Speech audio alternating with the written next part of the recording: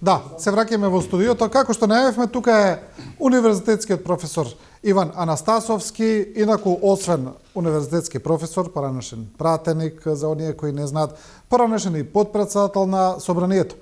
Со професорот ќе зборуваме во првиот дел за она што му е него специјалност, тоа е физичката култура, образованието во тој поглед, но професорот ќе ви искориста малку и во политички дел. Ќе поразговараме за тоа што се случува во светот во вториот дел од емисијата, а да почнеме со ова што го најавивме. Тоа е физичкото образование, физичката култура во училиштата. Имено имаме еден феномен кој кај нас не е нов, постои со децении, тоа е дека тоа физичко образование се запоставува на некој начин, дека тоа се прави само проформа ради реда во училиштата, во основните училишта, зборуваме, па потоа и во средните, но тоа е, иако ни личи вака малку бенигно во однос на другите образовни проблеми, тоа сепак воопшто не е така. Па првин, благодарам на поканата и можноста да учествувам и еве можноста и да се говори за оваа тема, која за мене е многу значајна, визави, што рековте, темата ќе говориме нешто и за политиката, од која што луѓето ги боли глава, навистина не боли глава од секојдневната политика.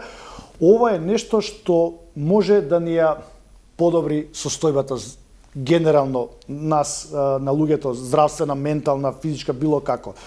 Значи, темата за користење на употребата на физичката активност, вежбањето, спортот, како некоја алатка, или пак часот по физичко и здравствено образование, сега да видиме тука децидни, законодавецот многу добро, многу вешто, на времето ги одвои часовите од основно и средно. Со тоа што часот во основно образование го наименува како час по физичко и здравствено образование, што е одлично, а од друга страна часовите во средно ги наименува како часови по спорт и спортска активност.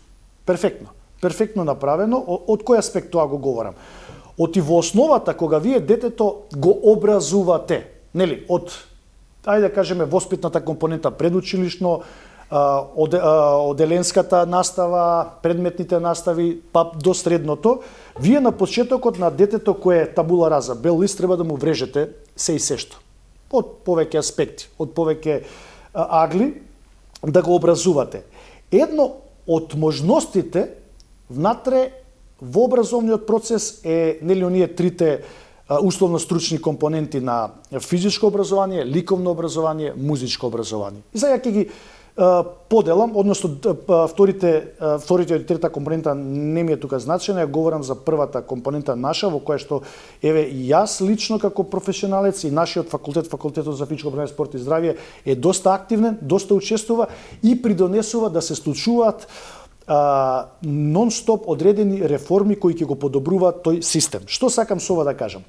Во основата, а потоа ќе говорам и за тандем, она што го воведовме од пред некоја година, тандем наставата, во основата, нашиот образовен систем има задача на децата да им вреже во глава како тие да бидат физички активни, како да научат одредени вештини преку физичка активност, како да им се наметне тој кинестетички, дури некоја литература данска или не знам словенечка и така го насловуваат, с начин на живот, уште од мали нозе. И затоа во основното образование вие имате два типа на поделба на тој час по физичко и здравствено образование. Нели, физичкото е едно, здравственото е друга компонента. Имате она што се нарекува нова наставна материја, каде што дечињата ги учите на нешто ново. Тие се, пак ќе повторам, бел лист хартија, се што ќе им напишете, ќе им врежете, тие ќе го земат за себе, ќе го научат. Тоа е нова учење на нова материја и откако ќе се научи таа нова материја на часот по физичко и здравствено образование, доаѓа она повторување, за да содржините елементи кои ќе ги научите, за да ги амортизирате, да ги знаете многу подобро, доаѓа повторување. И сега, затоа во основното образование е така поделен часот и кога веќе ученикот ќе се преструктура од основното образование во средното образование, таму настанува сега некоја поинаква состојба. Таму имате час по спорт и спортски активности.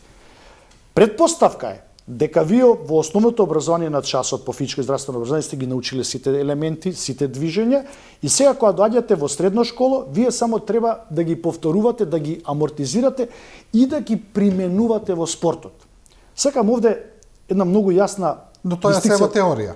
Да кажам.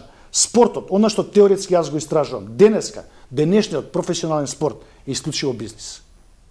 И тука нема што многу да се бара. Да, стои како термин. Спортски животен стил, спортски начин на облекување, спортско возило, не знам. Значи се користи спортот во повеќе сегменти. Меѓутоа, професионалноста во спортот укажува на тоа дека тоа е веќе бизнис компонента и скапа компонента. На нам, другите, останатите, кои не сме професионалци, не се бавиме активно со спортот, не останува вториот сегмент многу важен, физичкото вежбање, физичката вежба, рекреацијата и сето друго само од една основна работа. Здравствените аспекти кои треба да си ги негуваме и животни навики, здравствени кои треба да си ги градиме кај секој од нас. И затоа на часот по спорт и спортски активности законодавецот предвидува дека тука веќе кога се научени содржините, кога се научени елементите, вие треба да ги применувате во игра, во спортот. И затоа гледате во средното воспитание, во средното образование се говори за час по спорт и спортски активности кој е 2+1 во наставните планови програми, за кои што сакам да поврзам еден сегмент кој го има во Белата книга за спортот. Значи, тука мора прецизно да се цитираат сите документи кои се поврзани, нели, веќе ако имате час по спорт и спортски активности, мора да ги гледате и документите кои се врзани од Европска унија, нели? Ние сме држава која сака да транзитира, да биде дел од европското семејство. Во Белата книга за спортот многу децидно е цитирано дека Светската здравствена организација препорачува, да бидам попрецизен, дневно 30-минутно физичка активност, значи физичка активност, и тоа теоретски треба пресо да се дефинира, за возрастни 30 минути, за млади. Нели, границата се знае кој е млад човек согласно законите, до колку години. За млад човек предлага 60-минутна физичка активност во текот на денот. Пазете, меѓутоа, говориме за едни подамнешни времења кога сме немале класичен седентарен начин на живот, компјутери, таблети, кога немало ваква експанзија на девајсисите што постојат и младите се залепени дајде така да се изразам за нив. Значи 60 минути можда веќе во новото време и не би биле доволни за да го покријат активното време на седентарноста кај младата генерација. И сега доаѓам до клучното. Дали 2+1 е доволно? Ако Светската здравствена организација и часот по физичко и здравствено образование е конектиран со здравствениот сегмент, па ако сакате часот по спорт и спортски активности, дали 2+1, се прашам, е доволно? Дали не треба се воведе секој ден да имаат? И сега тука ќе ја цитирам данската литература која многу добро го дели часот по физичко. Вика, имате нивниот предлог. Физичката активност која е оддалечена од самиот час. Значи не часот, туку во другите наставни содржини кои имате, да имате можност и тука да направите пауза. Они го викаат многу power break или активна пауза, за да не седите цело време, за да имате одредени движења кај младите луѓе. Значи тоа е физичка активност одделена од самите часови. Потоа имаат, они кажуваат дека има физичка активност која се комбинира со часовите. Можете да ги комбинирате со часовите по спорт и спортска активност. Сега конкретно говорам за фазата на средното образование и физичка активност која е интегрирана во часовите по спорт и спортски активности. Затоа јас лично, а и нашиот факултет како водечка институција научна во делот на физичкото образование, спортот, нели и науката, од тој аспект сме големи поборници да часот по физичко и здравствено и часот по спортски и спортски активности биде секојдневно застапен во наставните планови програми. Да, но професоре, Сега имаме и друг проблем, што и постоечките часови, и постојните програми не се изведуваат како што треба.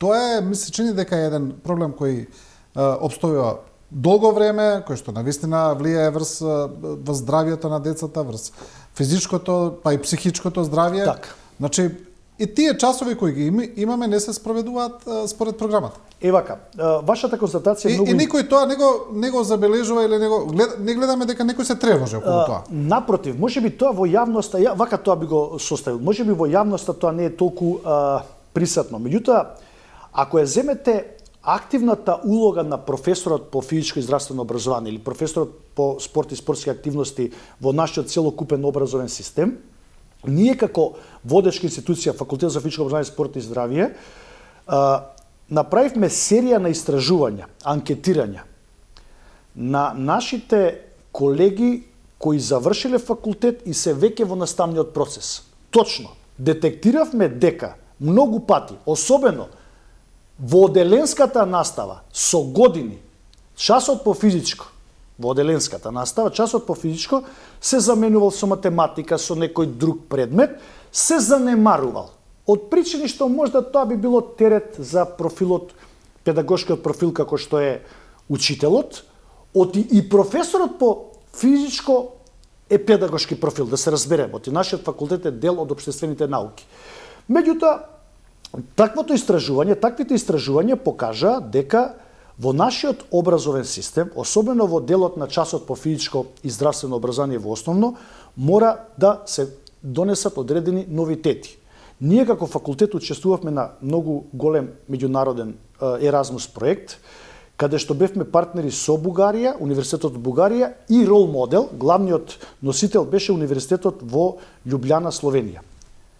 Ја лично мислам дека не треба да измислуваме топла вода. Треба само да го следиме образовниот систем на Словенија. Идеален.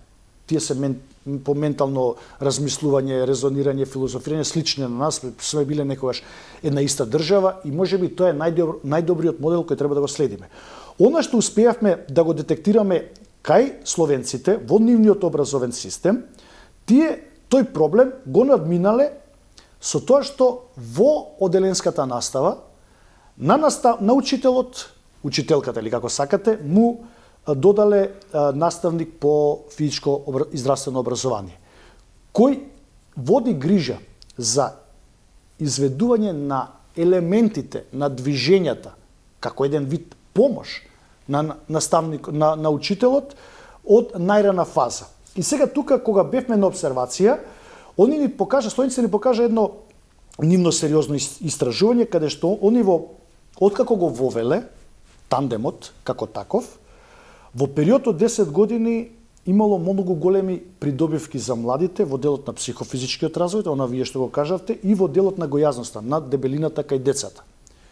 И ние тој модел веднаш тргнавме како факултет да го имплементираме во нашиот образовен систем. Да бидам отворен, до крај искрен, наидовме на сериозна поддршка од претходната влада, која ја свати сериозноста и проблемите со кои се соочуваат нашите млади, деца ученици, и го решија да го имплементираат тандем моделот. Зошто?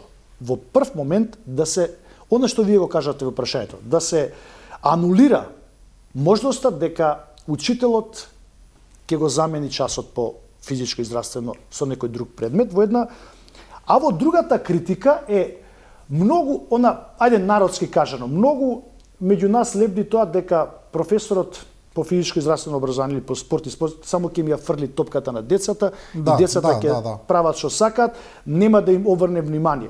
Можеби има такви случаи. Не велам не. Меѓутоа не генерализирам. Особено сега кога дојде до промена на одредена структура кај нас, на старосна на професорите, тие се помлади и се многу поангажирани и многу повнесени во работата и сакаат да допринесат за подобрувањето на часот по физичко и здравствено образование и на часот по спорт и спортски активности.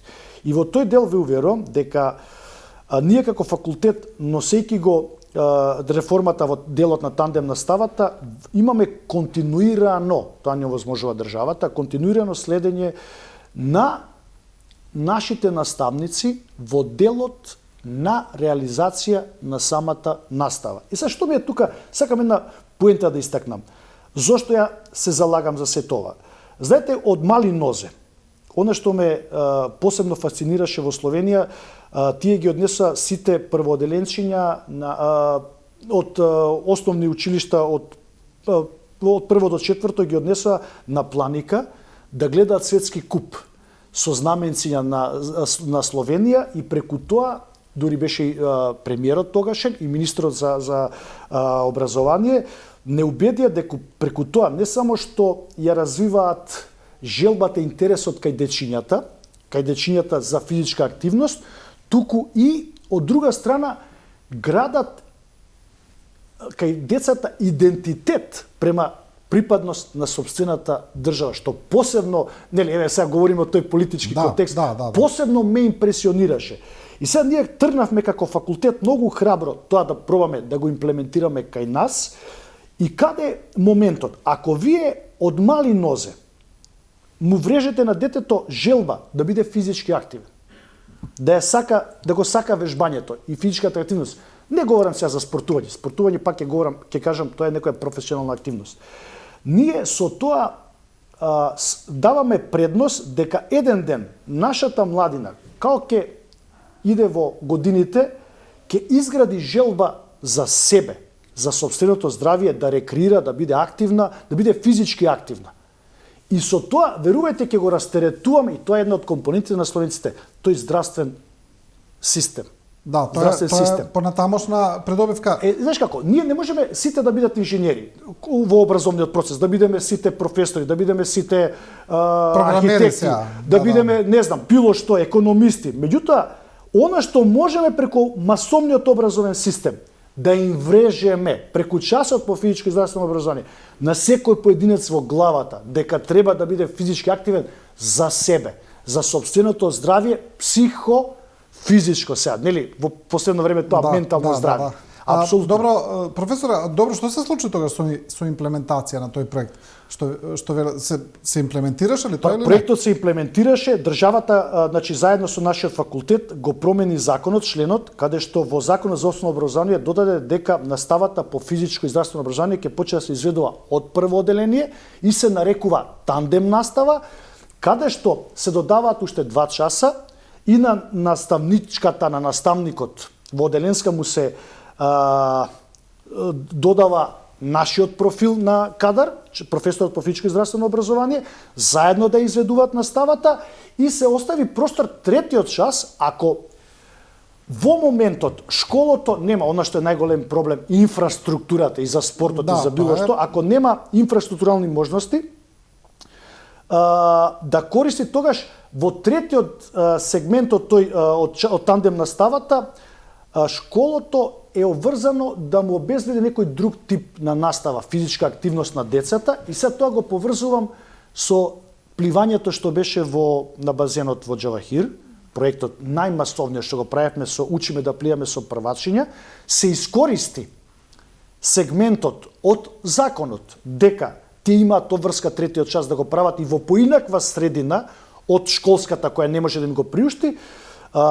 Градоначалникот тогашниот одлучи сите првачиња да учат да пливат на базен, бидејќи школите немаат базен, немаат таква можност, а да бидеме многу реални, здравствениот сегмент, докторите денеска многу често го препишуваат пливањето од повеќе аспекти, водената средина, не само за дечињата, и за возрастите, и за пензионерите, и ние го искористивме тој сегмент од тој закон и го направивме тој проект како еден од релативно најуспешните масовни проекти, каде што се користи и таа образовна компонента, односно реформата која се случи во образовниот систем во основното, тандем наставата. Денеска тандем наставата дава одлични резултати.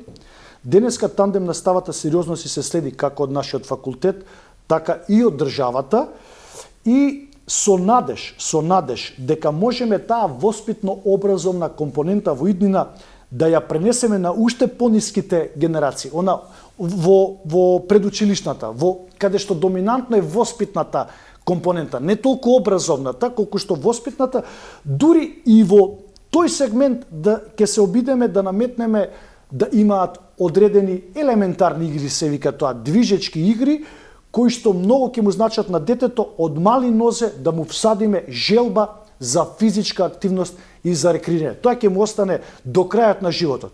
Може би нема да изгради професија, може нема да биде инженер, може нема да биде математичар, може нема било која од струката. Меѓутоа, што и да работи во животот, на кое образовно ниво да биде, ќе му биде врешено желбата да рекреира, значи да биде физички активен, се со цел за сопственото психофизичко здравје и она што денеска нели модерно и актуелно е моментот каде што таа физичка активност или сериозна физичка активност дневна влие да го анулираме менталното здравје, кое во овие нови трендови се повеќе секој од нас да бидеме реални не тишти. Тука е насилството, тука е булингот, тука се сите оние негативни последици кои ги имаме. Многу голема улога физичката вежба и физичката активност има врз развојот на секој поединец од секој аспект, верувајте. Професоре, сега кога вежбањето на некој начин е модерно, кај сите, зборувам кај целата популација, каде што фитнесот е се помодерен. Помодарство, па трчањето, сите облици на тоа физичко вежбање. Мислите ли дека треба уште повеќе да ја подигнеме целата оваа стратегија? Значи, сега не знам, да нешто што го имаме, да речеме во Америка, што го гледаме во филмовите, оние училишни лиги кои се многу активни, каде што се до тоа би го направиле уште по-компетитивно, уште померливо, па можеби, не знам, да се внесе и директно во образовниот систем, да има репери во однос на тоа како ќе се спроведе, какви резултати се постигнуваат, да не биде тоа оставено само така како активност програма да се спроведе, туку да има и мерливи резултати. Зборувам, бидејќи мислам дека кај луѓето постои расположение, кај родителите. Па нема родител кај што детето нема на некоја дополнителна активност, на некој спорт, каде што плаќаат за тоа луѓето, тука е клучот. Плаќаат луѓето, а замислете сето тоа да им го спроведуваат училиштата доброволно и да биде задолжително. Многу добра констатација ви ова. Значи родителите за да му наметнат, му дадат на собственото дете некоја поинаква активност од она што е седентарната. Му плаќаат месечна членарина, зависи од висина, зависи од спортска гранка, дисциплина. Не сите родители плаќаат за да нивното дете им биде професионалист и спортист. Напротив, плаќаат за нивното дете биде активно, се движи. Тука има и момент на социализација, кога сте во некоја спортска школа активно учествувате. И се тој сегмент, јас пак би го ставил на страна, ќе се вратам на она првичното вие што го констатиравте во прашањето, дека училишниот спортски живот и кај нас во моментот, согласно законот, си е уреден преку училишниот спорт. Значи, тука многу прецизно и законите за образование, и законот за спорт, го детектираат како училишниот спорт како една многу важна, многу значајна компонента која треба да го развива тој масовен спорт во училиштата, од кој што утре во иднина ќе се регрутираат, ајде да кажеме, професионалци за големата игра. И што сакам тука да кажам? Се навратив, имав еден пријатен разговор со Митко Стојковски, сите го знаеме, сега во Пелистер, фудбалер на Црвена звезда, и го прашав за неговите почетоци, вика, ја првин бев ракометар. Па вика, професорите во тој кампусот, во тој скаутингот кој бил во поранешниот систем, вика, се тепа за мене како талент во кој спорт да продолжам. И на крај се исплати многу позитивно за мене, во фудбалот, и изгради огромна кариера. Што сакам со ова да кажам? Тој училишен спорт е многу важен, пред се, за да ги мотивира масовност, да направи масовност кај децата, да го засакаат спортувањето, физичката вежба, од една страна. Тој си е организиран внатре во секој училиште, локално, па потоа идат регионално, па идат на државно ниво. И преку тоа тие си имат и своји лиги организирани. Тоа веќе доаѓаме до она што ви реков на почетокот. Спортот е цврсто систематизиран и дисциплиниран систем, каде што имате надпреварување и имате правила. Физичката вежба, Физичката активност е нешто сосема поинако. Сега ќе одиме јас и вие, ќе рекреираме, ќе трчаме, природата ни е тука, дали на планина, ќе се качуваме, било што, тоа ни е достапно на нас секого, на нас како поединец. Меѓутоа, спортувањето си е исклучиво организирано во тој систем на училишен спорт, кој си имаат своја и федерација, која е детектирана во законот и за спорт, мислам и во законот за законите од областа на образование, и тие се должни на некој начин да го омасовуваат спортското движење и во исто време да градат таленти, кои потоа, она што го кажав примерот со Митко, ќе продолжат на крајот да градат своја професионална кариера, спортска кариера. Така да, се не знам, ја не навлагам во тоа колку е активен училишниот спорт, бидејќи ја не сум во тој сегмент. Тие си имаат своја федерација, за тоа дават извештаи и пред Министерството за образование и пред Министерството за спорт, од каде што имаат и буџети, и од кои буџети тие се обврзани, значи, да го организираат спортскиот живот на учениците. И од таму треба да тргне се. Тоа е моментот, она што вие го констатирате во прашањето, да ги растерети буџетите на семејствата, да не морам ја како родител да плаќам, тоа е едно, и да не морам ја како родител да губам време да го носам детето до спортскиот објект, да го земам. Тоа е сепак денеска во ова време е скапа инвестиција. Училишниот спорт треба сето тоа да го замени. Оти логиката е дека вие ќе спортувате во училиштето кај што живеете, кај што учите, нели, согласно закон мора да се запишете на првото најблиско училиште кај што живеете. Тука ви е спортскиот објект, тука ви е спортската содржина, се ви е тука, наставникот ви е тука, и тоа повеќе ќе ги мотивира децата да бидат активни. Така и замислата, и така се движи системот на училишен спорт. Меѓутоа, спортските приватни школи тука се мешаат малку повеќе, оти не секогаш училиштата имаат соодветни услови. Да бидеме реални. Спортска инфраструктура е скапа работа, која мора и согласно законите да биде обврска на секоја општина. Бидејќи посебно основните училишта се под локалните самоуправи, под општините, и тие се должни да ги одржуваат. Кај нас има една диспропорција помеѓу едното и друго, Министерството за спорт и Министерството за образование. Министерството за образование ги гради салите, или Министерството за спорт ги гради салите, а потоа треба школото да ги одржува.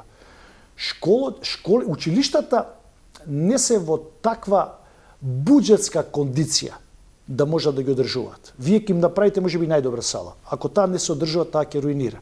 И затоа најголем дел од училиштата во Македонија се жалат дека немаат соодветни услови. И спортските школи на крајот на криштата немаат соодветни услови. Меѓутоа, градење и одржување на спортска инфраструктура треба да биде една од приоритети, верувајте, на секоја влада. Особено ова влада. Но ова што го кажавте е интересно, бидејќи тоа го видовме и во пракса, оној проект кој беше за изградба на спортски сали широм државата, и тениски игралишта и базени. Тениски игралишта, сето тоа многу од нив останаа запуштени, не се употребуваа, во лоша состојба, немаа грење и така натаму. Значи, не е само да ги изградиш. Можеби најлесниот момент е да ги изградиш. Ајде така да се изразам. Одржувањето станува многу скапо, одржувањето станува многу тешко, и тука настанува проблем. За кратко време, спортскиот објект кој државата ќе го изгради, поради двостепено управување, градот, општината, владата, не се поставија нејасни правила кои ќе ги се руинира салата на УКИМ што имаме, нова сала. Тоа е, пазите, Агенција за млади и спорт гради сала, која никогаш не ја пушта во употреба, која никогаш не е ставена во функција. УКИМ води војна со агенцијата претходна, нели сега министерство, води војна за таа сала, и таа сала денеска не пуштена е руина. Тоа ви да ви кажам врв на криминал. Да направите нешто, да воопшто не го пуштите во употреба, а да ви руинира. И еден пример, само ќе ви кажам, само еден пример, а да има стотици на ниво на Македонија. Баш се распрашав, некни имав еден проект во Старо Негоричане од тие стадионите што ги градеше државата заедно со ФФМ, во времето на кога премиер беше Груевски, изгради еден стадион на Горичане, кој што има 700 жители. Не знам колку се од тоа млади. Еднаш кога отидовме на еден проект, крави пасеа. Сега ме убедија пред некој ден дека сега е во добра кондиција. Променето е, средено е и условно општината, најверојатно се општината, нема кој други да го стопанисува таму, да. Се обидува да го одржава. Значи, многу е важно за да ги придобиете младите во физичката вежба, за да ги придобиете младите према спортот, да имате таа спортска инфраструктура. И сега гледате, тие причини, они се даваат луѓето, ние се даваме на тој лайфстайл према фитнесите, према теретаните. Тие се са нови, модерни, современи апаратура и тука на луѓето им е побаво, попријатно. А од друга страна, знаете како, за мене, ја секој утро идам на джокинг и секоја вечер пешачам, обавесно. Ради себе, ради сопственото здравје, ради сопствените здравствени потреби и сакам да ги користам природните ресурси кои ни се дадени. Сега не навлагам загаден воздух и сето тоа. Сега тоа не е моја струка. Тука треба некои поинакви организации да притискаат и владите и сето тоа. Меѓутоа, сум поборник да ги користиме природните ресурси кои ни се на располагање за да бидеме физички активни. Ама пак да го вратим од почетокот да ни се вреже во глава. Од мали нозе. Дека треба да се дадеме на физичката активност и физичкото вежбање. Да. Добро, мислам дека ги покривме тука сите поинти од прилика и сите пораки и како што најавив на почетокот ќе ви искористиме тука и малку политички сега вашиот бекграунд. Според со спортски речник ќе направиме едно салто мортале тука во поглед на темите. Напишавте на интересна колумна која ја видов, значи вели вака: борба на титани наспроти Западен Балкан и Македонија. Ова е, значи, ова отприлика се однесува на сето она што се случува во поглед и на новиот американски претседател Трамп и на неговиот однос кон Европската унија и каде сме ние сега у таа приказна. Еве најново е ова што се случи со гласањето за резолуцијата на двете резолуции во Обединетите нации, каде што Македонија реши да биде ко-спонзор на американската резолуција, а не на украинската која беше поддржана од Европската унија, па така Македонија беше една од, мислам, единствена земја можеби во Европа која гласаше против таа, така, заедно со Унгарија. Има и воздржано, со жолто сме, со жолто. Да, заедно со Унгарија. Сите околни земји гласаа за, па дури и Србија, каде што српскиот претседател Вучиќ во негов стил вели: па грешка беше тоа, не ме прашале, но сепак не би кажал дека е грешка. Значи, каде сме сега ние во таа приказна? Вака, ајде сега од убавата тема за спортски живот, за рекреација, физичка вежба за секој поединец од нас да се чувствува здравствено многу добро, ќе се префрлиме на тема која ни задава главоболки. И тогаш ќе мора да взимате кафетин, бруфен или не знам, ефридол, нешто друго за да ви поминат главоболки. Но за жал е реалност. Тоа е реалност, а политиката е, гледате, и за да промените некој систем, да направите одредена реформа, за жал ви е потребна политиката, без која не се може. Ево тој дел, бидејќи ја напуштив политиката многу одамна, но од време на време се обидувам, ја следам, не сум експерт, веднаш да кажам за себе тоа децидно, ја следам, ја пратам сепак, моите политички само ова сакам погледи. да кажам, за многу кои се експерти, вие како поранешен пратеник, подпредседател на собрание, имате многу посилен политички бекграунд, иако сте скромни. Ја не за многу кои немале никакво политичко искуство. Знаете како, јас сум научник и секогаш сакам да се базирам на податоци, на аргументи, не на теории од аспект на измислување, дезинформации, ширење паника. Се обидувам во моето делување професионално да бидам секогаш близок до релевантните информации, ајде така да го наречам. И ги имам, верувајте, ги имам, не секогаш ги поделувам со јавноста. Меѓутоа, сум се определил на тој начин од време на време да сугерирам до владите, без оглед дали сум ја поддржувач на лева или десна влада, на ВМРО или СДСМ, интересот мој како човек кој живее овде, изградил семејство, плаќа даноци, ја сака државата, е да ја видиме државата конечно во Европска унија. Тоа е според мене императив. И ја од тој пат не сакам ни милиметар да скренеме налево. И секогаш ќе се борам да го одржуваме тој пат. Сега на еден тој пат, во принцип и моето писание, конкретно ова што го прочитате, беше тоа. Титаните после толку време почна да се борат помеѓу себе. Ако цело време бил исток-запад, црно-бело, западот е на една страна, Русија е противникот на друга страна, Русија секогаш е непријателот или било што, во овој момент некако се извртеа работите. Најверојатно и во тоа го ја пишам, во Америка дојде една нова структура на политичари и добре може би така, кои секи ви плеснат во фаца, во очи. Сад дали тоа ве боли, дали е тоа добро за јавноста, дали сакате вие да го прифатите, но тие ќе ви го плеснат во фаца директно. И се од тоа ќе барат брзи резултати. Значи доаѓа време каде нема што веќе политичка коректност. Знаете, нас како сме се градиле од комунизмот, ќе формираме комисија, чекај да видиме, дај да не таласаме. Можеби тоа треба се да се стави на страна. Од тој аспект говорам. Да се стави се на страна и да видиме храбро, дај да видиме што ќе правиме. Времето е бргу минува времето да превземе акција. Во контекст на тоа, Америка го промени сопствениот курс на делување, го реизбра 45-тиот, односно се 47-тиот председател Трамп, кој ја децидно кажам, тој е човек од бизнисот, тој е човек прагматичен, на кој што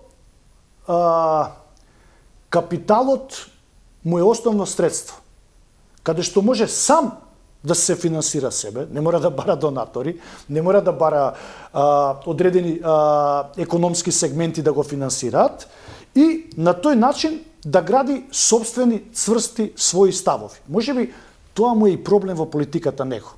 Така и делува некогаш. Сакајќи да ги реши бргу работите, прави грешка во чекори. Што сакам со тоа да кажам? Трамп и во првиот мандат успеа да ги анулира војните. Војните не му се во интерес него. Тој ниту е конектиран, ниту е финансиран од војната индустрија и од фармацевската индустрија. Напротив, и таа му правеше за цело време проблеми. Дури и на суд заврши човекот, откако му заврши мандатот. Значи, тој тип на бизнис него не му е близок. Он си има собствен тип на бизнис, кој му е близок и преку кој дента кога го избра, акциите му отидоа енормно горе. Поврзан со недвижени, со хотели, со шоу бизнис. Едноставно човекот е шоу бизнис и сега тука го има како добра поддршка новиот тип на бизнисмен како Елон Маск, кој е храбар и измислува некои новитети, воведува сериозни иновации, се обидува да покаже дека можеме да бидеме блиску и до, што е можеби окей. И во тој аспект таквите ликови и подпредседателот Ванс кој исклучиво демонстрира фамилиарни традиционални вредности, да бидеме искрени, и е храбар, има добар жаргон, ги кажува отворено работите, таков еден тим на нова плејада на политичари направи да администрацијата на Трамп по секоја цена ќе сака да ги запре војните, тие не му се во интерес, и во тој случај веќе вас Русија не ви е противник.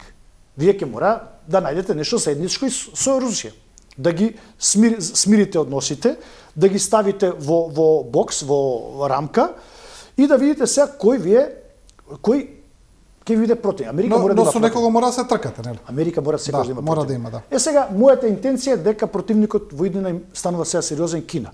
Токму поради причините што ви кажа пред малку.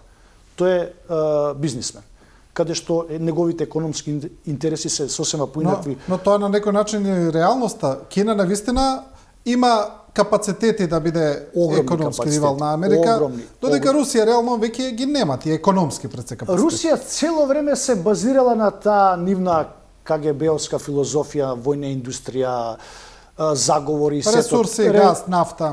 Тоа нафтата им е секогаш бил голем шојката е ресурс каде што може да се пазари многу едноставно и со Европа, па ако сакате и со Америка. И сега тука онди ќе си го направат тој пазар, визави да мора Брекзитот, како беше Брекс да малку се сторнира. Да. Тоа мислам дека ќе биде, според моје убедување, моје една од условите. Од друга страна, јас се опитов кога да напишам дека очекував Макрон, кој сега сака да се наметне како лидер, како што на времето беше Меркел, која многу прецизно ги играше работите во Европа, дури во едно време она со Трамп се погодија во мандатите, каде што Меркел многу децидно му кажа: "Донеси ми го горе кај Холандија гасот од тебе за по релативно слична цена која ми го дава Путин, ја веднаш ќе го земам од вас." Меркел добро ги изигра. Меѓутоа Меркел беше некој харизматичен, чесен политичар, каде што го стави да биде председател на дворешен соработник на Газпром и живееше Шредер одреден период во Русија. Лично го имам сретно, за тоа ви го говорам. И сега во таа геополитичка борба очекува барем Макрон која ги собра да испрати некоја охрабрувачка порака и за нас, земјите од Западен Балкан, кои толку време чекаме да се интегрираме, се мачиме, само ни даваат некои нови пречки на тој пат. Меѓутоа, за жал, тоа не се случи. Сепак фокусот останува Украина, за жал, фокусот останува Украина, која според некои видување, не знам дали може да обстои во тие граници, тоа и Трамп, едноставно председател Трамп многу децидно го кажа. Сега, знаете, кога се прекројуваат граници, а ние тоа го почувствувавме овде на Балканите неколку пати, кога се прекројуваат границите, тука знаете дека има и страдање. Има одредени... Да, постои опасност за нас. Водеки се од филозофијата на Трамп дека тој ги избегнува војните и не ги сака војните, би сакал да бидам сигурен дека тоа ќе се реши на многу попрагматичен начин. Да. Се надеваме сите за тоа. За жал не истече времето. Ова интересна тема, значи да ја ставиме многу е глобална, верувајте. Да. Професоре, ви благодарам. Ја благодарам вас, само сакам да ви поклонам една од моите книги која искочи декември 23 година, насловена "Спортски животен стил", заедно со една моја колешка која живее и работи во Сан Диего, универзитетот во Сан Диего, Калифорнија. Во време на ковид и после ковид, напишана и на англиски, меѓутоа овој македонски дел ја издадовме со сите наши проблеми кои се соочувавме на професионален план, на приватен план, на здравствен план, се врежени внатре. Ова четиво ќе биде многу од корис. Верувајте дека ако го прочитате ќе биде многу од корис. Користодам и има некои истражувања кои останато само на англиски јазик. Ќе го видиме "Спортски животен стил". Благодарам уште еднаш, професоре. Ви благодарам и на вас, почитувани гледачи, што го следевте Студио 10.